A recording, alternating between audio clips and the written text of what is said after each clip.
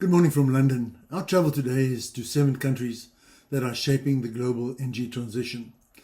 The USA, Europe, Russia, China, Japan, India and Qatar. For the 7 major energies from nuclear to coal. To look at power grids, grid storage, carbon capture and storage, green hydrogen and emissions as the bottom line for energy under the Paris Climate Agreement and nationally determined contributions. I'm acutely aware that for reasons of time this excludes the Saudi UAE combination in oil in Australia and coal and LNG. And our journey will not look at oil particularly, so important for transportation and petrochemicals for reasons of time and because the charging demand for EVs appears in the world's power systems. And as this is a gas session, I will particularly focus on some of the implications for natural gas. We start our tour in the United States, the country which is the largest producer of oil, gas and nuclear power, with the highest ability to deploy capital, technology and expertise, and with the highest historical CO2 emissions load on the atmosphere for a single country. And in the US we will focus on nuclear, solar, gas and LNG, wind, its power grid and its emissions. In the US we can see that primary energy demand has been flat, that oil and gas dominate primary energy consumption and supply, and that the US is the world's largest producer and consumer of oil. Emissions from primary energy is down from 7.5 gigatons to 6 gigatons in a decade, mainly as a result of coal to gas switching. Power demand has been flat, but is now rising at 4%. Gas and nuclear dominate power generation in the country. Coal is rapidly declining. Renewables is rising.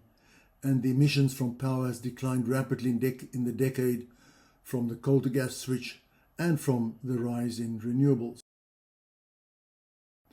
The need for electricity to power data centers in the US is catching system planners and operators off guard and is the most talked about topic in the US electricity sector.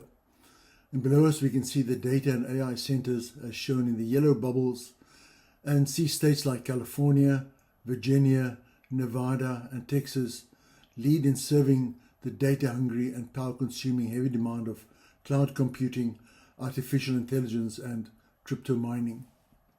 Each of these facilities requires hundreds of megawatts of power. Google's energy usage has been growing at a staggering 20% per year. And Amazon, Microsoft, Meta, Equinix, Apple all seek to secure their dedicated needs outside of utility supply and orient to cleaner energy sources. Let's visit a data center in Oregon. Meta, parents of Facebook, operates data centers in 80 US states, including Oregon, and here we look down at their data center in Prineville. But Meta is not alone in Prineville. We can see Apple right next door. Let's first look at US renewables at wind and solar farms. And below us we can see the 1,500 wind farms at each of the green dots with a total capacity of 150 gigawatts, led onshore by Texas, Iowa and Oklahoma. And there are only 3 small wind farms operating offshore on east coast of the United States. Top right we see the Alta Wind Center in California with a capacity of 1,550 megawatts, which makes it the largest in the USA. And bottom left, we can see the 6,500 US solar farms at each of the green dots.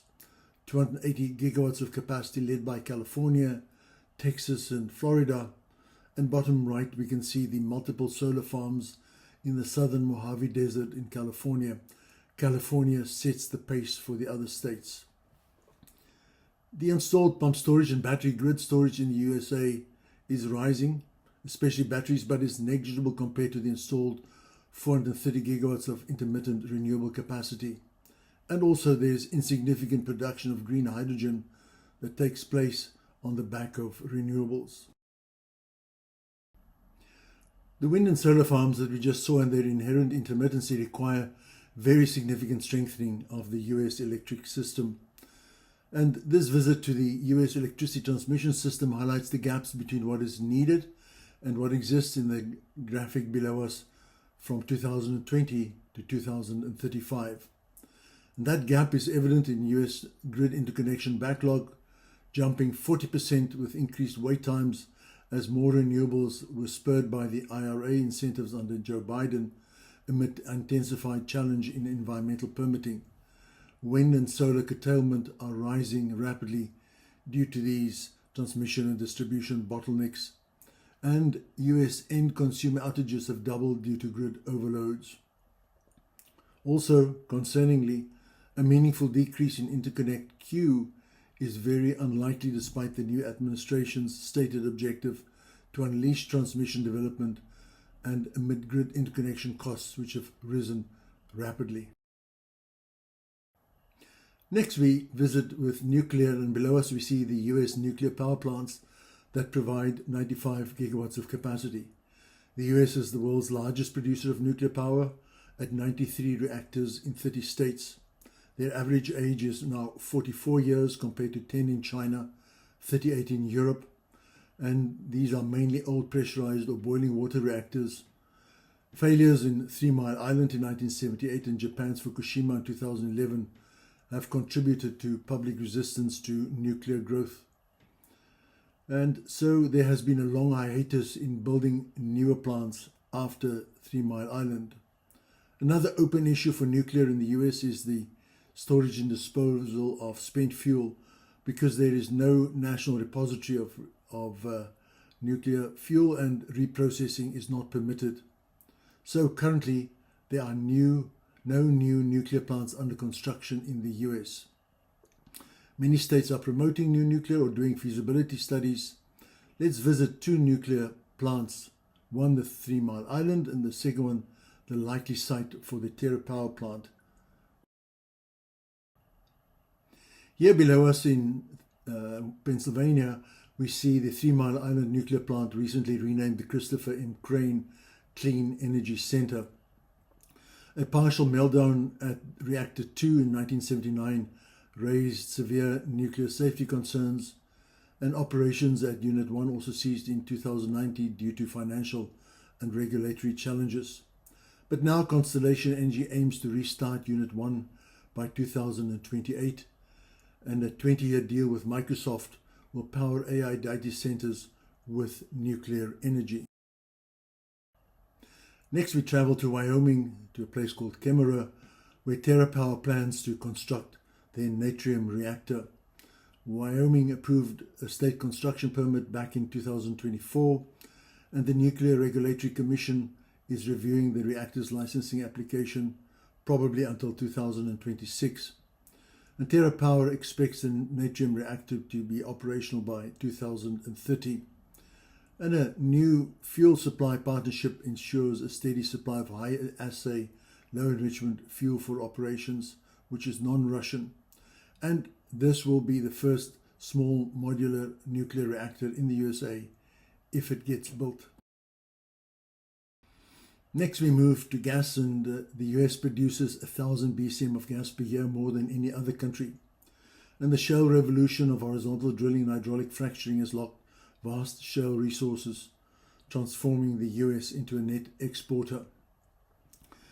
The key gas basins are the Permian Basin, the Appalachian Basin. The Marcellus Shale is the single largest US gas field. The Haynesville Shale, a dry gas basin close to the Gulf for supplying LNG export terminals. Offshore Gulf of America, which still produces, and other plays such as the Eagle Ford, the Niobrara, and the Bakken, mostly associated gas. Behind that, the US gas transmission system is massive, stretching for over 5 million kilometers of pipelines.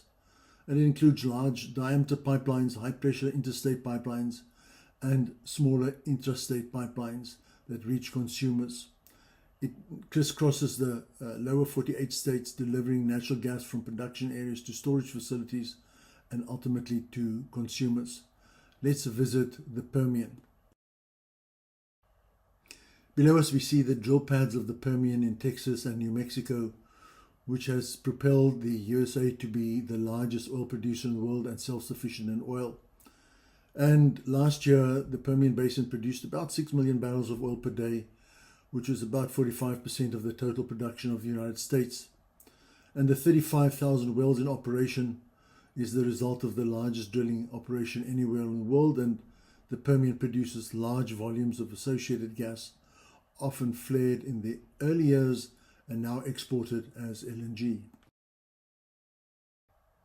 As we saw earlier, natural gas is the largest source of power in the United States, and below us we see the largest gas-fired power plants in the country. Total capacity installed of 500 gigawatts. These can be ramped up or down quickly to meet fluctuations in electricity demand, making them ideal for balancing the increasing use of renewable energy sources. Let's visit one of those stations, West County in Florida. Below us we see the West County Power Station, largest in the United States at 3,750 megawatts. And despite the rise of renewables, natural gas power is going to continue to grow. In 2023, 60 natural gas power plants were added. In 2024 and 25, 20 more natural gas-fired power plants are expected to come online. And all these are high efficiency combined cycle plants. LNG is the largest form of energy exported from the US. There are 8 plants in operation today, and we see them below us from Cove Point in the north to Corpus Christi in the southwest. 90% of the cargoes in 2024 went to Europe. A further 80 million tons is approved and under construction, and a further 88 million tons have been approved but not yet under construction. But that changed when President Trump, on his first day in office, issued an executive order lifting the moratorium on energy export approvals that was instituted under President Biden.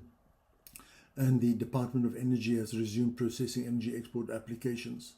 Let's visit one of those, Calcasieu Pass.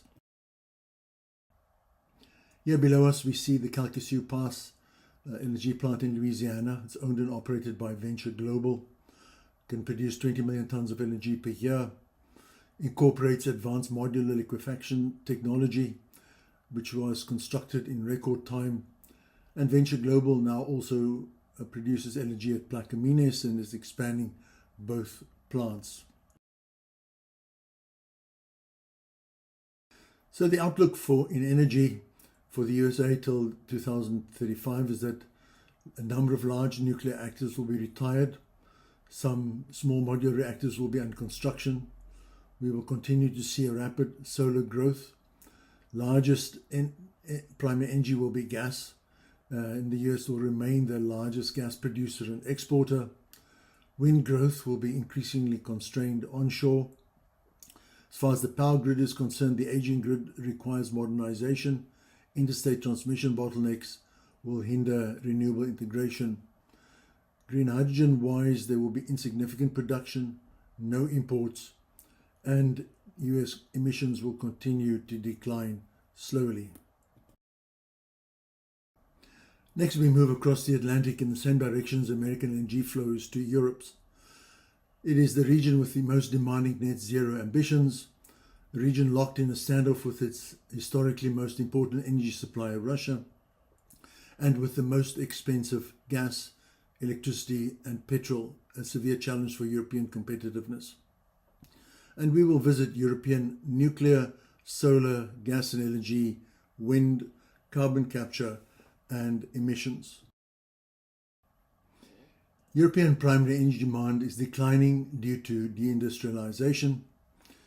Oil and gas dominate primary energy quite clearly, and emissions from energy has been declining fast due to deindustrialization, the coal to gas switch and the rise of renewables, all in support of climate neutrality by 2045.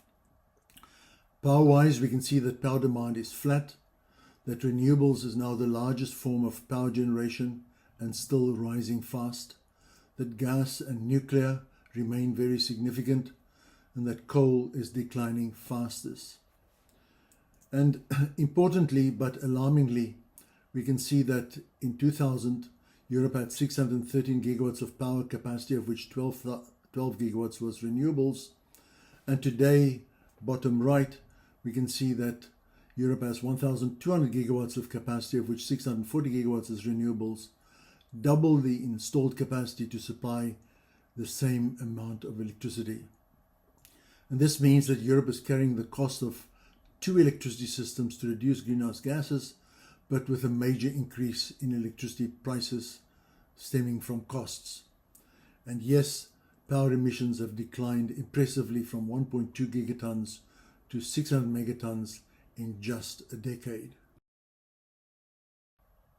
Our European energy tour starts with nuclear. And below us we can see the European nuclear power plants in operation with a capacity of 150 gigawatts. France is the largest in nuclear. All the German reactors are now closed. There are in fact 104 operating nuclear reactors in Europe. Their average age is 40 years. And apart from reactors being completed in Slovakia and the UK, there are no other nuclear reactors, small or modular, under construction in Europe. Let's visit one of those, Hinkley Point. Hinkley Point C is the first new nuclear power plant to be built in the UK in over 20 years. And it will comprise two European pressurized water reactors with a capacity of 3.2 gigawatts. The cost estimate for the two reactors under construction is a disaster.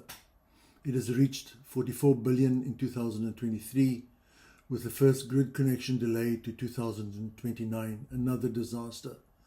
First concrete was poured in 2017. It was being built by EDF Energy and China General Nuclear Power Group, but given the political stress between the UK and China, the UK exited China and the UK government has had to step in. The future role of gas in Europe will be largely determined by the expansion of wind and solar power. On the left, we see the 7,900 wind farms with a installed capacity of 278 gigawatts, of which 243 gigawatts is onshore and 35 gigawatts offshore. And on the right, we see the Dogger Bank wind farm in the UK, soon to be the largest offshore wind farm in the world, with a capacity of 3,600 megawatts. Below that, at each of the green dots, we see the 17,000 solar farms with an installed capacity of 300 gigawatts. Witznitz, near Leipzig in Germany, on the former lignite open pit mine, is the largest such in Europe with a capacity of 650 megawatts. The growing grid storage pipeline, the legacy pumped hydro helps, but are overall in terms of storage insufficient for the very ambitious renewable targets in Europe. Turning to the gas industry, we start by looking at the sources of European gas, and with the Nord Stream pipeline destroyed and Russian gas imports via Poland, Romania and Ukraine terminated, Europe has realigned in increased gas imports from Norway, Algeria and Azerbaijan, and increased LNG imports from mainly the USA and Qatar. Russian energy is still being imported too. Russian gas has been reduced from about 50% to nearly zero. Although Russian gas supply is understated and underreported, it still comes in via LNG from Yamal and the Turk Stream pipeline. Speaking of LNG, and below us we see the European LNG import terminals that saved Europe from cold and blackouts in converting from Russian pipeline supply to LNG. Of all the LNG imported into Europe, about 60% is imported to the north, Western Europe, with 40% coming into the Mediterranean.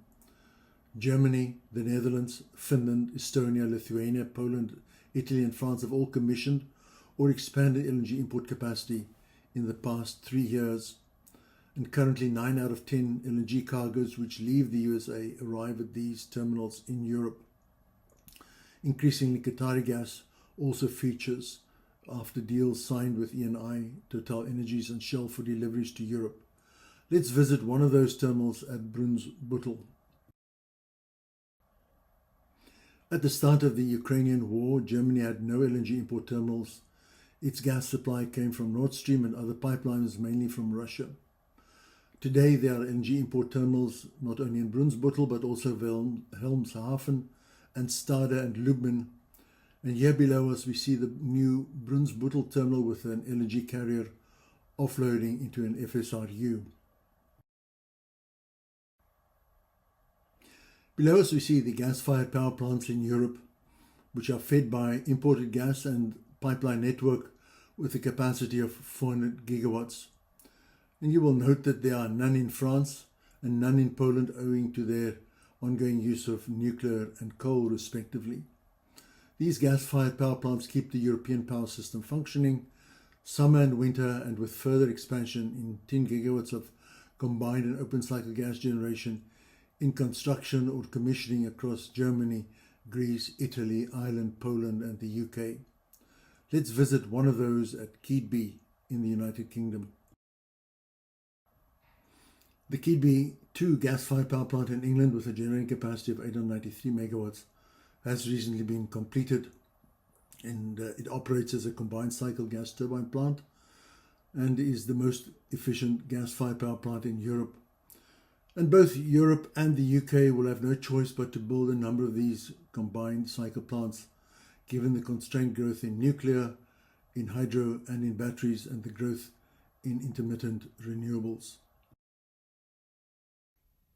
For Europe, including Norway, the industrial carbon management strategy calls for 50 million tonnes per year of storage by 2030 and 250 million tonnes per year by 2040.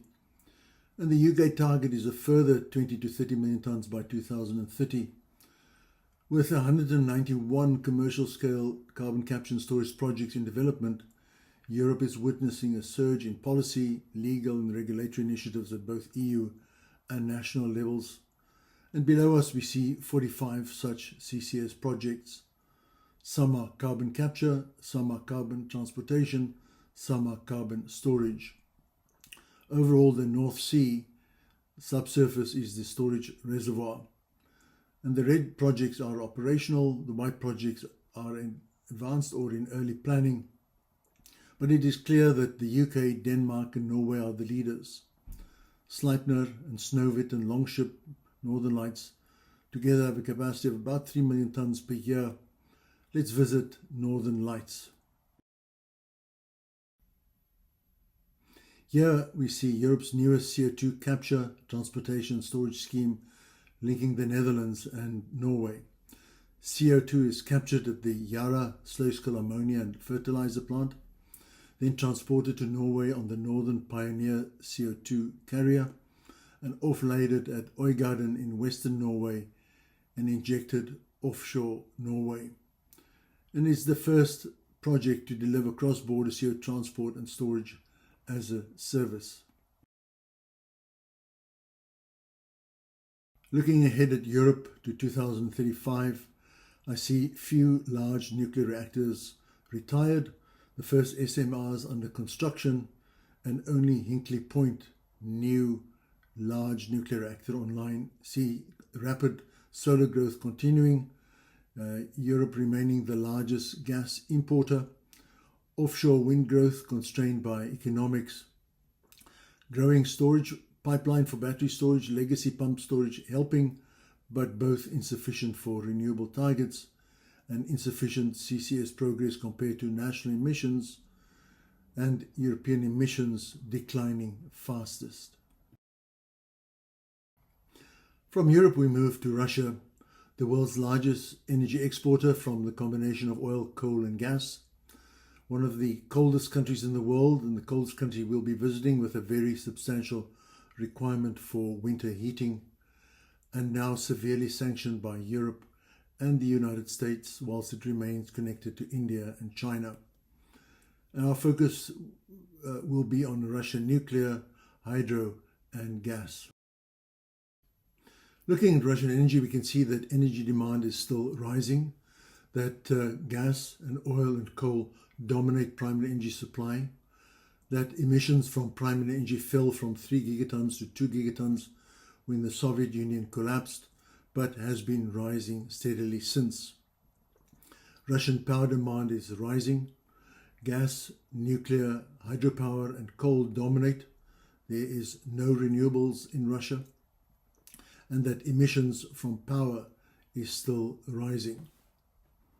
Russia has installed insignificant solar and wind power, and this means that there's no requirement for pump storage and that the Soviet-era transmission system is not particularly strained by low load factor generation. Let's first look at Russian nuclear power. Russia today has 36 nuclear reactors at 10 nuclear power plants, mostly in the west of the country, with a combined capacity of 28 gigawatts.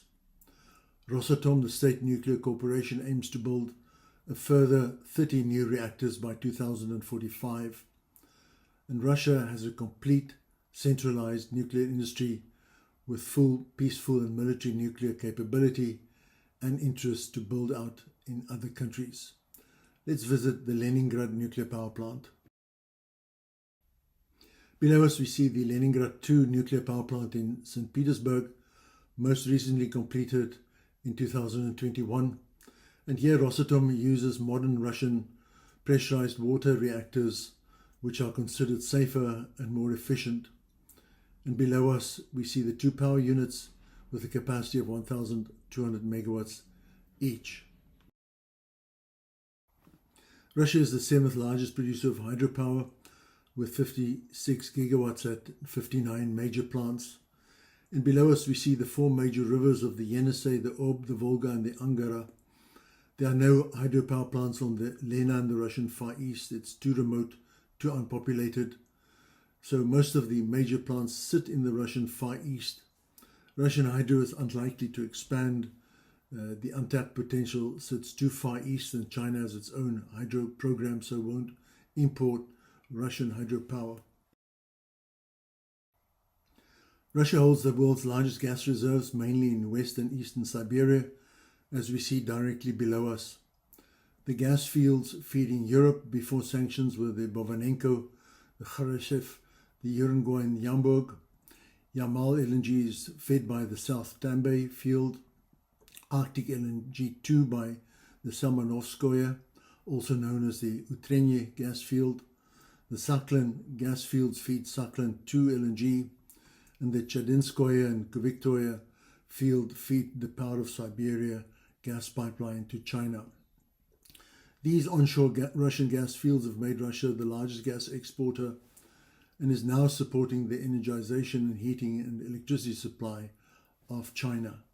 Let's visit the Urengoy gas field. The Urengoy gas field in the northwest of Siberia is the world's 2nd largest gas field after South Pars or the North Dome gas field in Qatar, Iran. It has a 10 TCM capacity in total deposits, and it's the starting point for Russian gas pipeline system to Europe, as we saw earlier.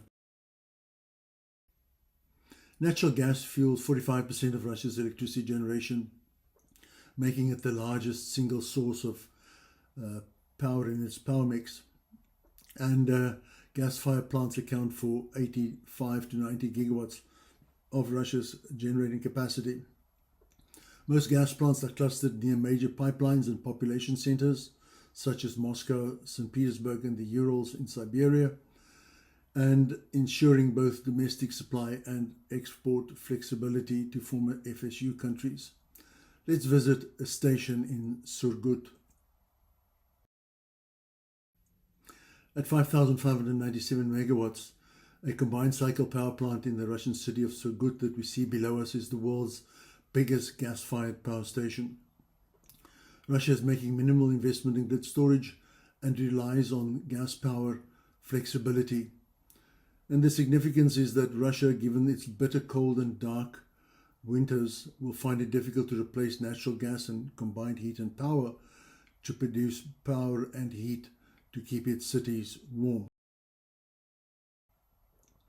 Below us we see the 4 Russian LNG export plants from east to west: Sakhalin, Yamal, Arctic LNG, and also Portoiva LNG run by Gazprom. Let's visit Yamal and Arctic LNG. Below us we see the Yamal LNG plant. After Sakhalin was started by Shell, Novatek, an independent Russian LNG player, took the lead with Yamal and Arctic LNG, both extremely challenging in terms of cold and dark conditions for construction, requiring transshipment of LNG and the opening of the northeastern sea route to Asia. Below us we can see the LNG trains, LNG storage tanks and an LNG carrier loading. Quite close to Yamal, Arctic LNG 2 will eventually have 3 trains and a capacity of 19 million tons per year, owned by Russian, French, Chinese and Japanese interests and led by Novatek. The construction and operations of Arctic LNG 2 has been beset by US and EU sanctions. But today 2 trains are in operation and amidst shipping difficulties exporting LNG. The energy outlook for Russia to 2035 is that new large nuclear reactors will be built, more small modular reactors will be under construction, and Russia will be the largest exporter of nuclear power plants. There will be little growth in hydro. The Russian rivers are too far in the Far East. There will be insignificant solar installation. The power of Siberia 2 will be under construction. Novatek will be constrained in LNG. There will be insignificant wind installation, and there will be no investment in grid storage. The country will rely on gas for flexibility. Russia's CO2 emissions may peak. Next, we travel to China on the Russian southern border. China is the world's largest energy consumer and CO2 emitter, has the most modern energy infrastructure, and is the world's largest manufacturer of solar panels, wind turbines, and batteries. And our visit will focus on Chinese nuclear, hydro, solar, gas and LNG, wind, coal, and its emissions. Chinese energy demand is still rising rapidly. Coal and oil dominate its primary energy supply, and emissions from primary energy is approaching its peak, but at 16 gigatons still remains the largest in the world. Power demand is rising rapidly. Coal and hydro dominate its electricity sector.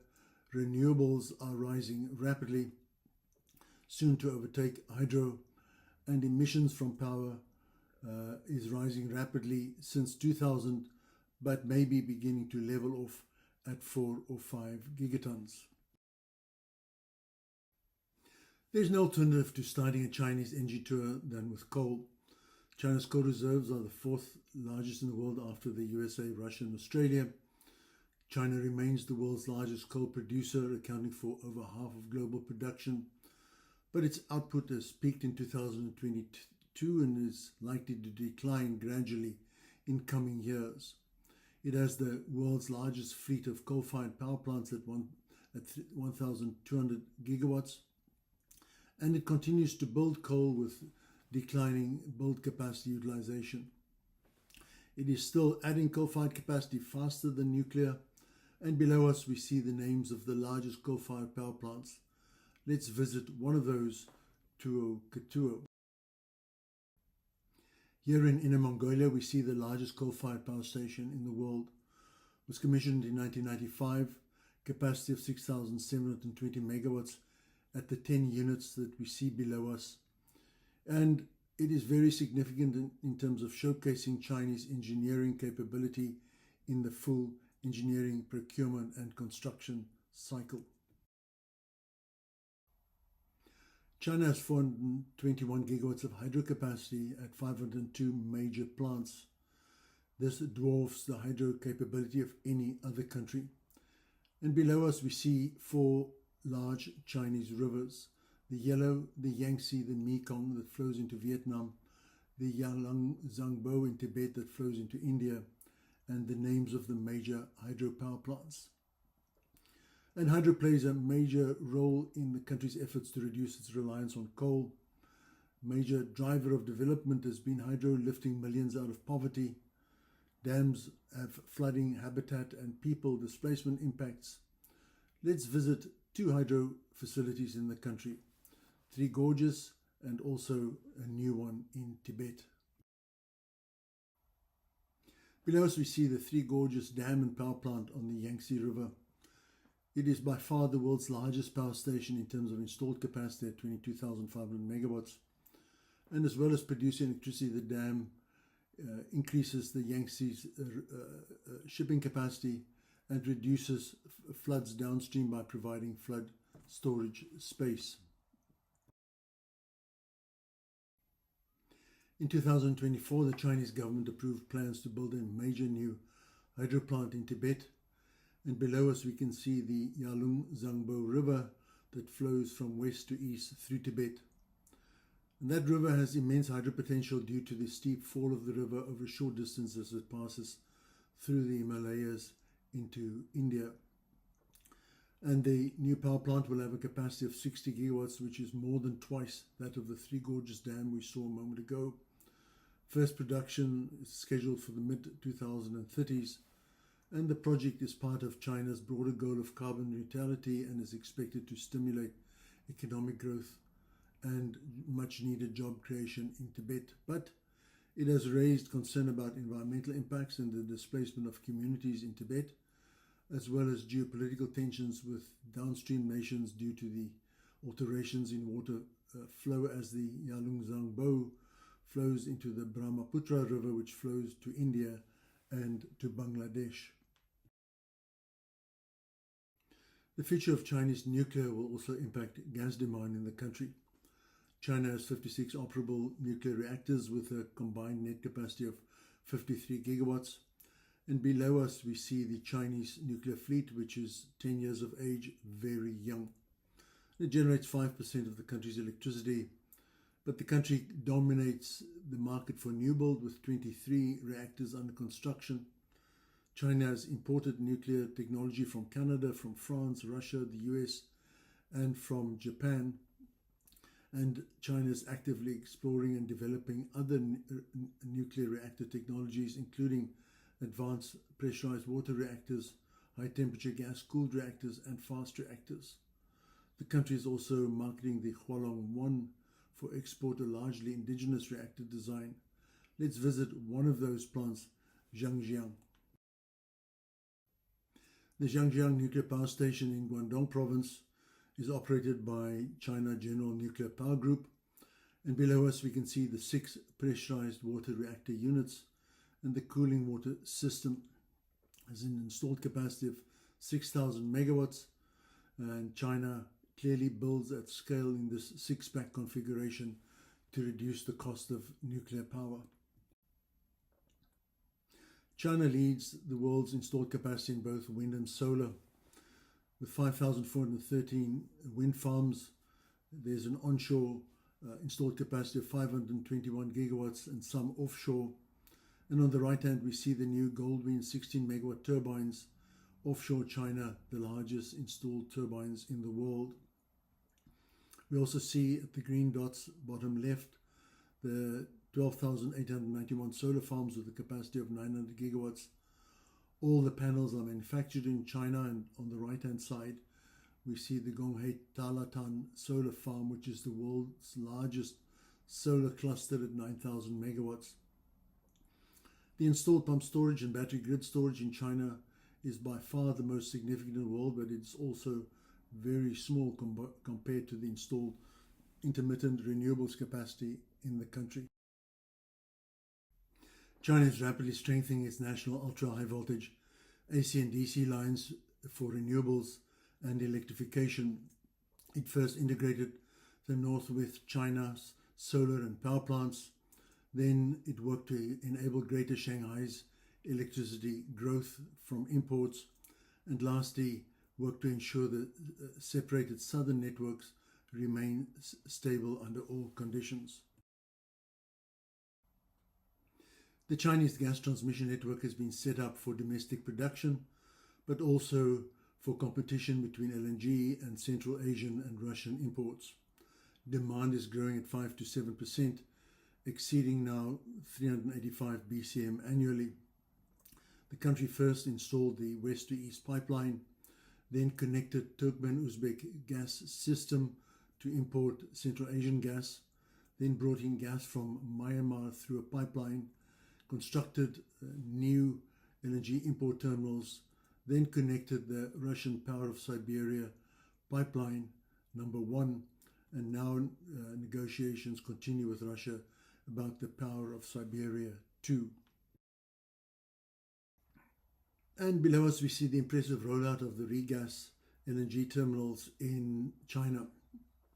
130 million tonnes of regas capacity in operation, 59 million tonnes under construction, and there are plans for up to 250 million tonnes of import capacity which could be built within the next 10 years. And this would be to accommodate a widest possible range of gas import policies. The fact is that China has a very large gas demand, and the government plans to expand gas consumption from 8% in primary energy to 11 to 15% by 2030. Let's visit one of the LNG import terminals at Wenzhou. Here in Wenzhou, in Zhejiang province, we see the LNG receiving terminal in operation since August 2023. It has a 3 million tonne annual capacity, 4 storage tanks, and the pipeline network from it reaches into eastern and central China. A number of combined cycle gas-fired power plants with a capacity of 100 gigawatts have been built, mostly near LNG import terminals, and it now provides 18% of electricity. But there's a policy shift for renewables, and gas is often seen as a transition fuel. Let's visit one of those gas-fired power plants at Putian. The Putian combined cycle power plant of 1,560 megawatts that we see below us is combined with an LNG receiving terminal in Fujian province.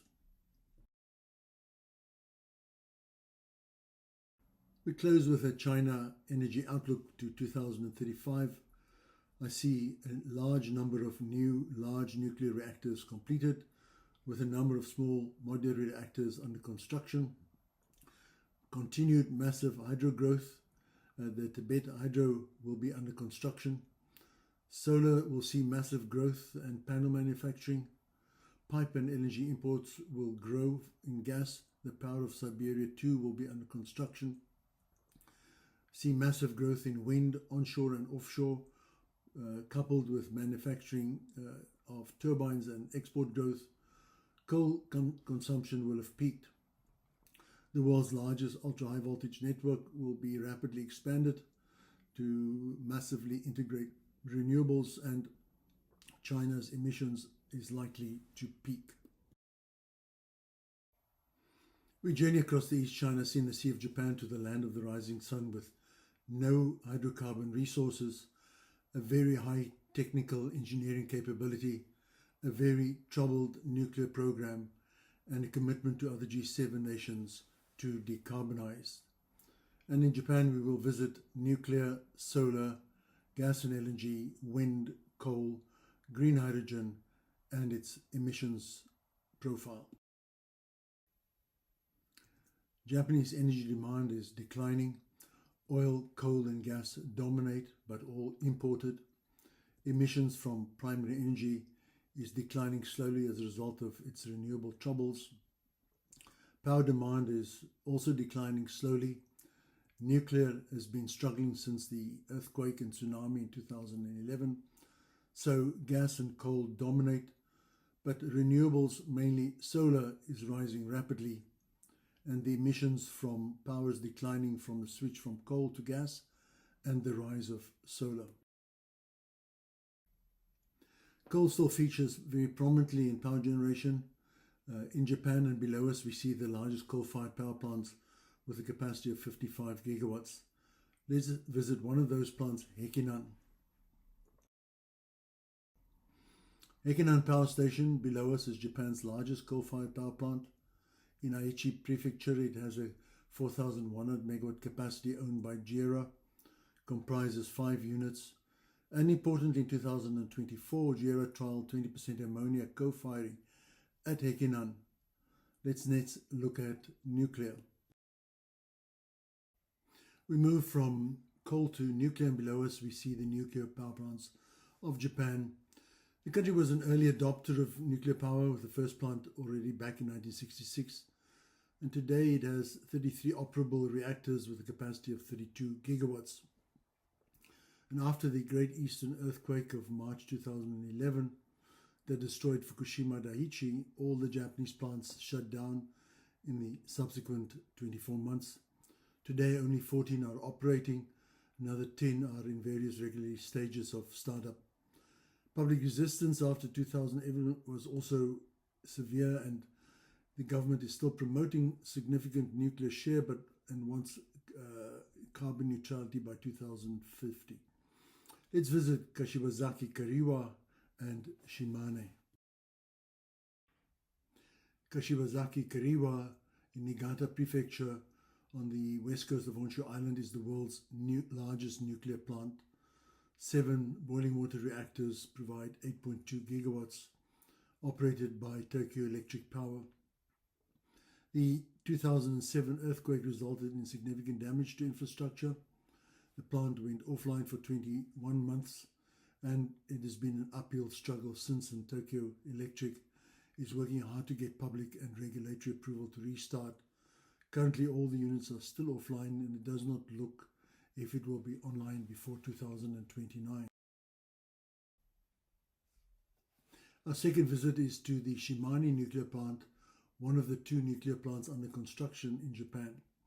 It is owned and operated by Chugoku Electric, and Unit 1 was decommissioned in 2015, Unit 2 was restarted in 2024, and Unit 3 remains under construction since 2005 with its advanced boiling water reactor. To understand the future of gas in Japan, we need to look at Japan's wind and solar farms. Japan has 178 wind farms, 6 gigawatts of capacity with only 188 megawatts offshore. On top right, we see the Ishikari Bay Newport offshore wind farm in Hokkaido with a capacity of just 112 megawatts. It is the largest operational offshore wind farm in Japan, and offshore wind struggles because of deep water. Japan has 9,320 solar farms with a capacity of 90 gigawatts. And bottom right, we see the Nanatsujima Mega Solar with a capacity of 70 megawatts. It is an early demonstration of the feasibility of large-scale solar on reclaimed land from the sea. Also in Japan, the pump storage and battery grid storage is negligible compared to the installed intermittent renewable capacity. No gas pipelines run to Japan, and below us we see the 36 LNG import terminals around the Japanese coast, so constructed to import LNG to coastal cities rather than transmit gas via a national gas transmission system. The total import capacity is 242 million tonnes per year, but the country is currently importing 68 million tonnes. And Japan has imported more LNG than any other country. But Japan remains cautious about building entirely new LNG terminals as it aims to diversify energy towards hydrogen, ammonia, and renewables. Let's visit one of those LNG terminals at Sodegaura. Below us is Sodegaura LNG terminal near Tokyo in Chiba Prefecture. You can see the 35 storage tanks, mostly in ground, operated by Tokyo Gas and JERA. It has a capacity of 12 million tonnes per year, currently importing 6 to 8 million tonnes per year. Imported LNG fuels a number of large combined cycle gas-fired plants on the Japanese coast. Japan has a gas-fired power capacity of 76 gigawatts, and they all run on LNG. And below us we see the names of the largest gas-fired power plants run by Tokyo Electric, Chubu Electric, and Tokyo Gas. Let's visit Futsu.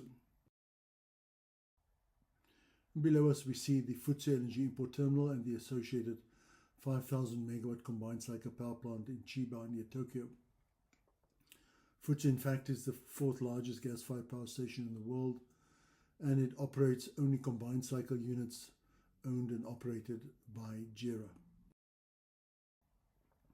Japan seeks to lead global hydrogen development, collaborating closely, especially with Australia, on supply chains.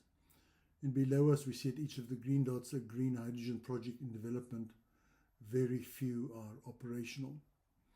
The strategy focuses on energy security, energy sustainability and affordability, and safety through hydrogen technologies.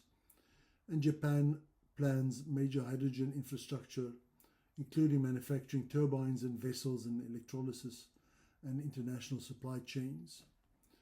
By 2030, Japan targets 3 million tons of hydrogen imports, reducing cost and boosting co-firing. And by 2050, 20 million tons. Let's visit one of those plants, the Toshiba Green Hydrogen plant. Below us, we see the Fukushima Hydrogen Energy Research Field, a solar-powered green hydrogen plant in Fukushima. It utilizes a 10 megawatt solar array for hydrogen production, and we can clearly see the PV solar farm, the electrolyzer, and the hydrogen storage. And is jointly developed by Toshiba, Tohoku Electric, and other partners. The energy outlook for Japan is that, as far as nuclear is concerned, a few large nuclear reactors will be built and some SMRs will be under construction. Continue to see large solar growth. That, as far as energy is concerned, imports will continue and gas will cover the gap from nuclear and wind. Wind is going to be slow in growth, especially in the offshore deep water. Coal will be declining slowly. Advanced storage technologies and some existing pumped hydro storage means that that storage is limited and far behind the requirements from renewables. There will be insignificant hydrogen production compared to the scale of the country's energy system, and that emissions will continue to decline slowly. From Japan, we travel south to India, the country with the highest population, the lowest GDP per capita of all the countries we visit, so affordability of energy is a major concern. With the largest unemployment, making domestic manufacturing production a major priority, whether it's from coal, for solar panels, for batteries, or for wind turbines. And a country without any coal or gas pipelines running into the country. And in India, we will focus on solar, gas and LNG, wind, coal, grid storage, and emissions. In India, energy demand is rising rapidly. Coal and oil dominate the primary energy scene, and the emissions from primary energy is still rising rapidly as a result of economic and population growth. Power demand is rising equally rapidly. Coal dominates. Hydro and nuclear is rising slowly, and renewables rising rapidly. Gas is small in power generation, and emissions from power generation is increasing rapidly, resulting from increasing coal-fired power generation. We start our India tour with coal, and below us we can see the coal fields and coal import terminals in India, designated by triangles and balloons. And we see the coal fields mostly in eastern and central part of the country, developed to make India the fourth largest coal producer, but it's also the second largest coal importer from Indonesia, Australia and South Africa. And coal remains a crucial fuel source in India, with ongoing efforts to increase production. Let's visit the Mundra coal import terminal and the Gevra coal mine.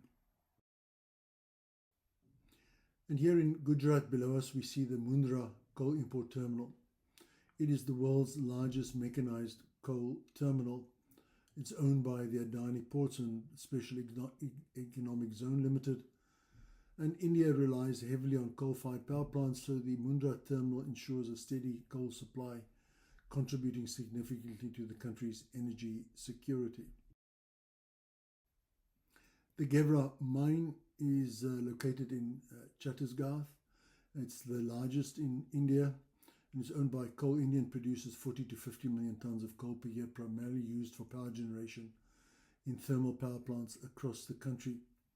And as you can imagine, the plant has been criticized for its environmental impact, including air and water pollution from coal dust and mine runoff. India has the world's second largest installed capacity for coal-based power plants after China, with capacity exceeding 200 gigawatts and still growing. And below us we see the major operating coal-fired power plants. And despite the push for renewable energy, India's coal power generation is expected to increase due to rising electricity demand and government support and subsidies, which means a majority of coal used in Indian coal power plants is sourced from domestic coal mines, reducing its reliance on imported coal. Many coal-fired power plants are undergoing upgrades to improve efficiency and reduce emissions. And a significant portion of those plants are owned and operated by state-run power generation companies, with the private sector companies also now increasingly investing in coal-fired power plants in India. Let's visit Vindhyachal coal-fired power plant. The Vindhyachal superthermal power station is located in Madhya Pradesh, and it's one of the largest coal-fired power plants in the world with a capacity of 4,760 megawatts.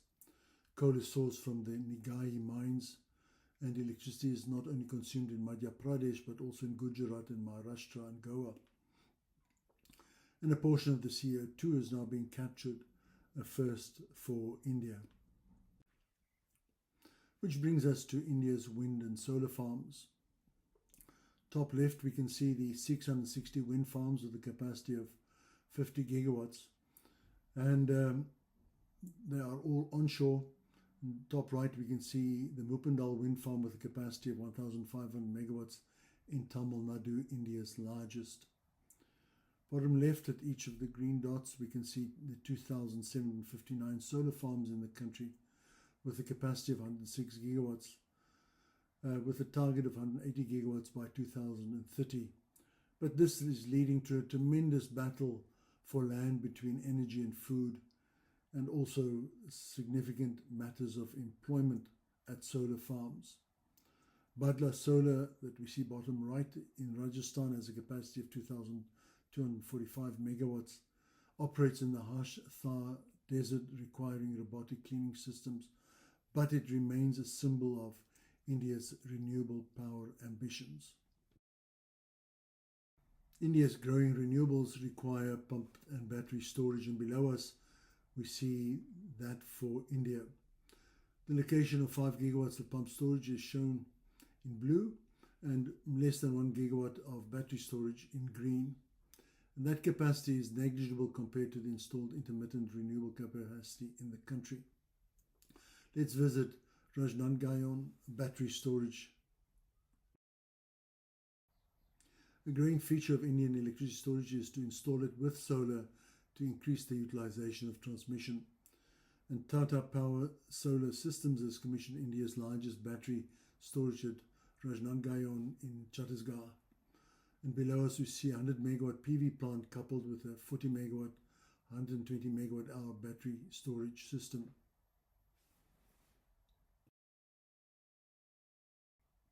India has no cross-border gas pipelines to import gas, so a growing network of natural gas pipelines, mostly run by GAIL, is coming into operation. And below us we see the 18,000 kilometers of such pipelines, with pipelines playing a crucial role in transporting natural gas from production areas and import terminals to the major consumption centers across the country. The Bombay High Basin and Gujarat hold the majority of India's natural gas reserves on the western side of the country, accounting for nearly 70% of production. And the Indian government has emphasized expanding the pipeline network to improve access to natural gas and reduce dependence on coal, with several major pipeline projects underway aiming to connect new gas sources to grid. But land acquisition, right-of-way permissions and environmental clearances pose significant challenges to the timely completion of these pipeline projects. Turning to LNG, below us we see the 7 LNG import terminals in India. There's no shortage of LNG import capacity 48 million tons of import capacity is in service, 23 million tons under construction, and a further 33 million tons planned. But there's only 26 million tons of imports in 2024. And yet there is still a drive to build more capacity when there are known shortages and chronic delays in connecting the pipeline capacity, as I discussed a moment ago. A challenge for Indian gas companies is that India is a very price-sensitive market and one where it's difficult to sell downstream on a long-term basis. Let's visit Dhamra. Here in Odisha, we see the Dhamra LNG receiving LNG terminal below us. It's India's newest terminal. It's a joint venture between Adani Group and Total Energies that can import 5 million tons per year. Gas-fired power plants in India have a total installed capacity of about 25 gigawatts, which is significant. They're located mainly in the coastal areas due to access to LNG and import terminals. However, pipeline infrastructure is aiming to broaden that distribution, and high natural gas prices compared to coal and limited domestic gas production does pose challenges for wider adoption of gas-fired power. India is always seeking bids for more gas-fired power capacity. We'll see how that plays out. But let's visit the Sugen plant.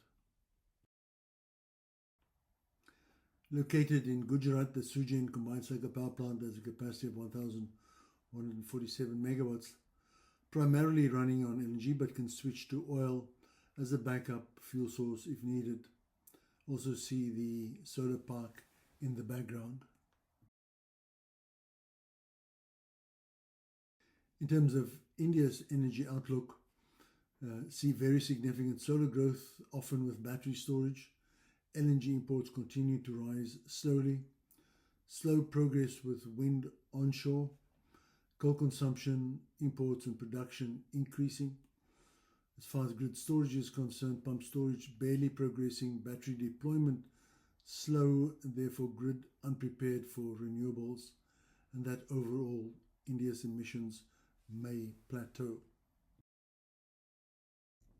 We travel to the heart of the Middle East for our last visit for only one reason: Qatari LNG. Before we travel to Ras Laffan, let's remind ourselves that there are 22 exporting LNG countries and 42 nations importing LNG. 411 million tons of LNG was produced and imported in 2024. And on the left-hand side, we see the top 4 producers, and they supplied 70% of world supply. And the US is now the biggest exporter and will stay the biggest. And on the right-hand side, we see the top 4 importers, accounting for 7% of all deliveries. And Europe has now overtaken China as the biggest LNG importer and is likely to stay the biggest whilst Russian sanctions continue and even beyond.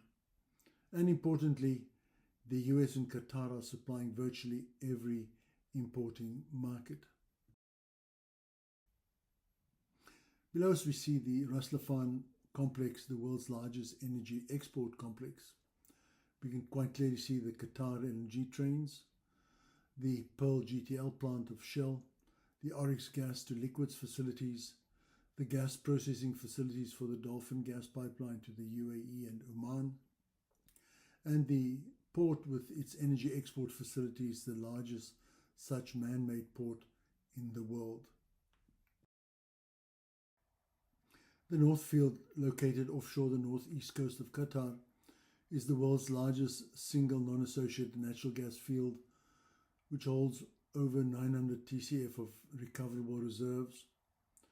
It was discovered back in 1971 and has been in production since the 1990s. And it's part of a geological formation extending into Iran. And Qatar Energy plans LNG expansion from 77 million tons per year to a massive 142 million tons per year. Also fed from the same North Field is the Shell Pearl gas to liquids facility in Qatar. And this is the largest gas to liquids plant in the world, which consumes 1.6 BCF of gas per day. So what are some of the global takeaways for global gas from this 7-country energy transition tour? Looking at energy security today, we see that intermittent renewables are growing very fast, that battery and pump storage is way behind, and that gas is providing power system security. Looking into 2035, the massive scale-up is required for both batteries and pump storage, and that gas will provide the power system security to underpin that. Environmentally, on gas, the pressure will remain for the 6 gigatons of CO2 emissions associated with gas consumption. It will be reduced but will not go away. As far as air cleanup is concerned, India will drive renewables and gas. And as far as the global environment is concerned, SMRs will start to produce power, but neither hydro nor nuclear will achieve the required 2-fold and 3-fold increases.